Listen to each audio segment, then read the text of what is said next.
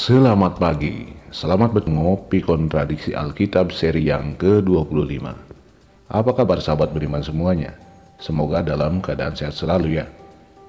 Oh iya, pada tayangan video kontradiksi seri yang ke-24 yang lalu, yang ini, ketika kita bahas Keluaran 33 ayat 20 dan Yohanes 1 ayat 18, bahwa Tuhan menyatakan tidak ada orang yang dapat hidup jika memandangnya, dan diamini Yesus bahwa tidak ada seorang pun yang melihat Allah, dan hanya Dia yang menyatakannya sebagai utusan Tuhan.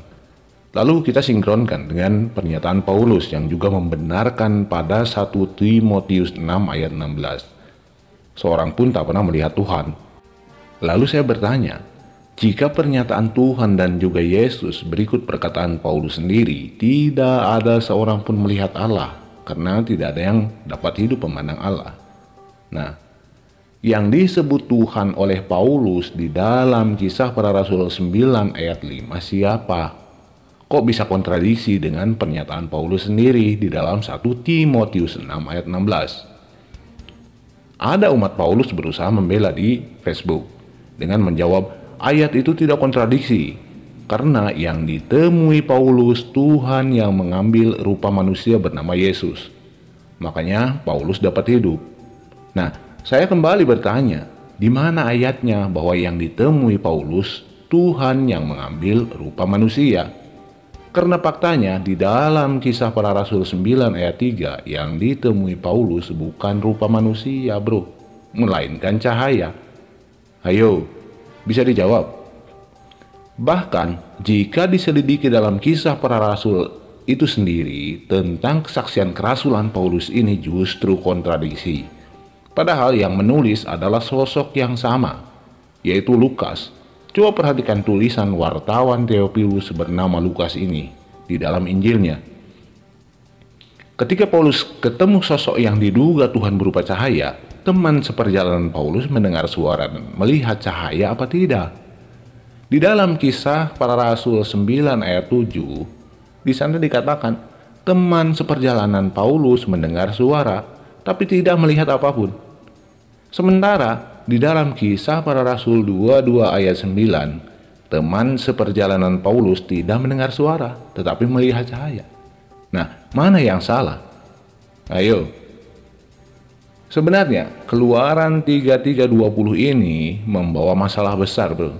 Karena dengan ayat ini sanggup membuktikan bahwa Taurat yang katanya diambil jadi perjanjian lama bukanlah Taurat dari Tuhan, melainkan hanya karya manusia.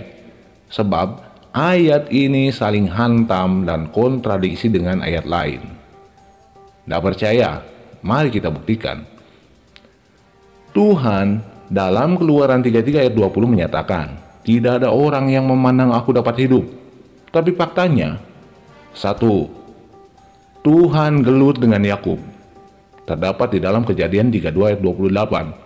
Nah, lalu jika dijawab Kejadian 32:30 sebagai bantahannya, yaitu pengakuan Yakub bahwa nyawanya tertolong, berarti Tuhan dusta dengan pernyataannya, ya enggak?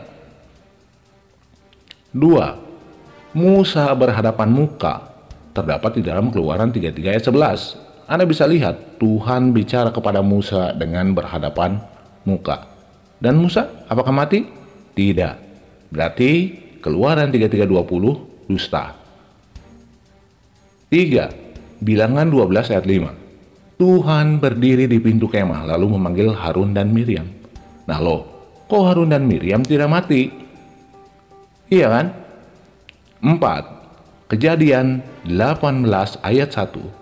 Tuhan menampakkan diri pada Abraham dan Abraham tidak mati. Ayo, bagaimana menurut Anda? Tuhan lupa?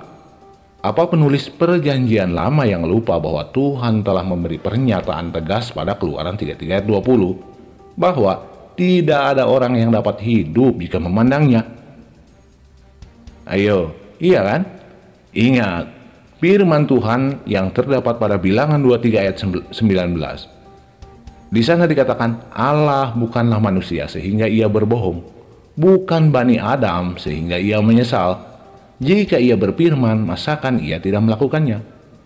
Jika ia berbicara, masakan ia tidak melaksanakannya? Iya kan?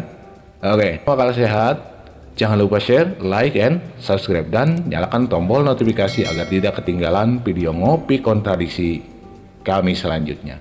Wassalamualaikum warahmatullahi wabarakatuh.